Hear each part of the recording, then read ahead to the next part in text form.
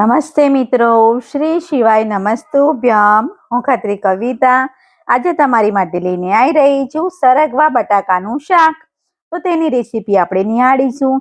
અને જો તમે મારી ચેનલ પર પહેલી વાર આવ્યા હોય તો સબસ્ક્રાઇબ કરવાનું ભૂલતા નહીં, જેથી તમને મારા નવા વિડીયોની નોટિફિકેશન મળતી રહેશે. તો હવે આપણે સામગ્રી જોઈ લઈએ. તો આપણે આ સરગવો લીધો છે, એ આવી રીતે કટ કરીને મૂકેલો છે. અને આવા બટાકા આપણે લાંબા કટ કરવાના છે.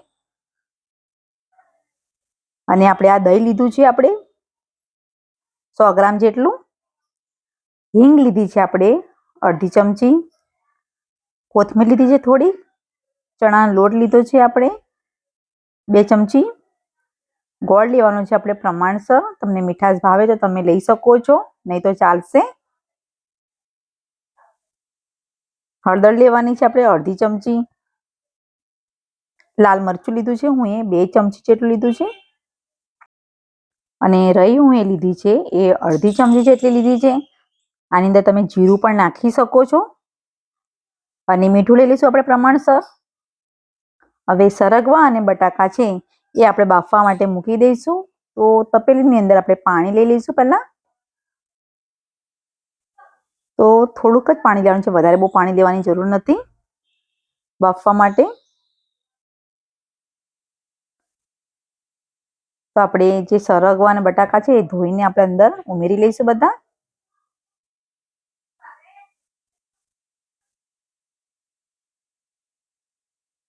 તો આવી રીતે આપણે બધા ઉમેરી લેવાના છે સરગવા અને બટાકા.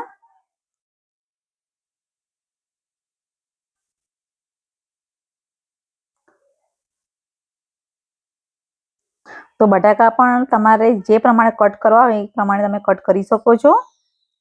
થોડુંક મીઠું લઈ લઈશું. અને ચપટી હળદર લઈ લેવાની છે.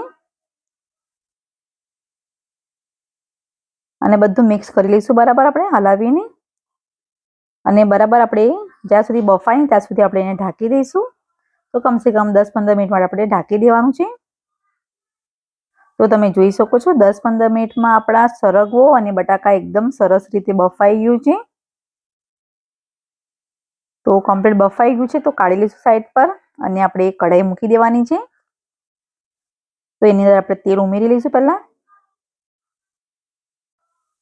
તો આપણું તેલ ગરમ થઈ ગયું છે. તો એના અંદર આપણે રહી છે એ ઉમેરી લઈશું.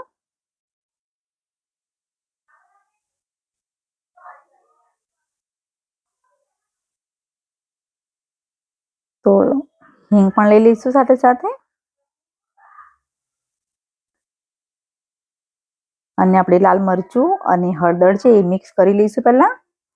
અને થોડુંક પાણી ઉમેરી લઈશું, જેથી આપણું લાલ મરચું બળી ના જાય.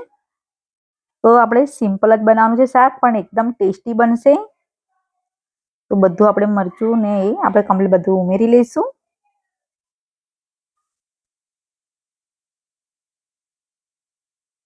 તો બરાબર આપણે કમ્પ્લીટ બધું મિક્સ કરી લઈશું આવી રીતે. અને એની અંદર સરગવો છે એ બધું આપણે અંદર ઉમેરી લેવાનો છે.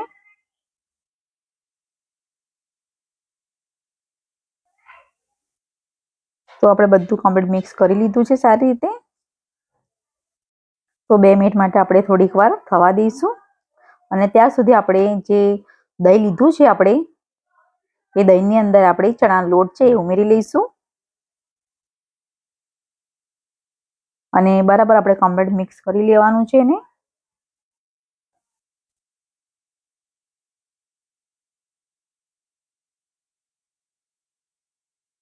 તો સરસ રીતે આપણે બધું કમ્પ્લીટ મિક્સ કરી લીધું છે ચણાનો લોટ.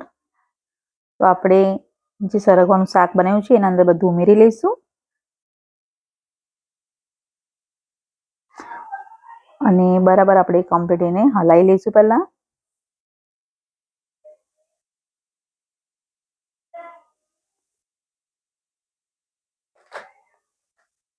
તો આપણે બરાબર કમ્પ્લીટ બધું હલાવી લઈશું આવી રીતે.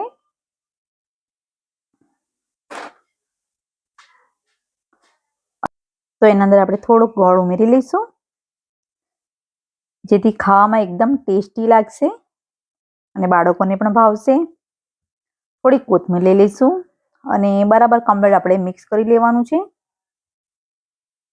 થોડુંક મીઠું લઈ લઈશું પ્રમાણસર, એમ કે સરગવામાં અને બટાકામાં આપણે બાફવામાં ઉમેર્યું હતું મીઠું. 10-15 મિનિટ માટે આપણે થવા દઈશું સારી રીતે. તો તમે જોઈ શકો છો એકદમ સરસ ઘટ્ટ થઈ ગયું છે. તો તમને મારો વિડીયો આ પસંદ આવ્યો હોય તો લાઈક કરજો, શેર કરજો અને ખાસ કરીને સબસ્ક્રાઇબ કરવાનું ભૂલતા નહીં. Thank you.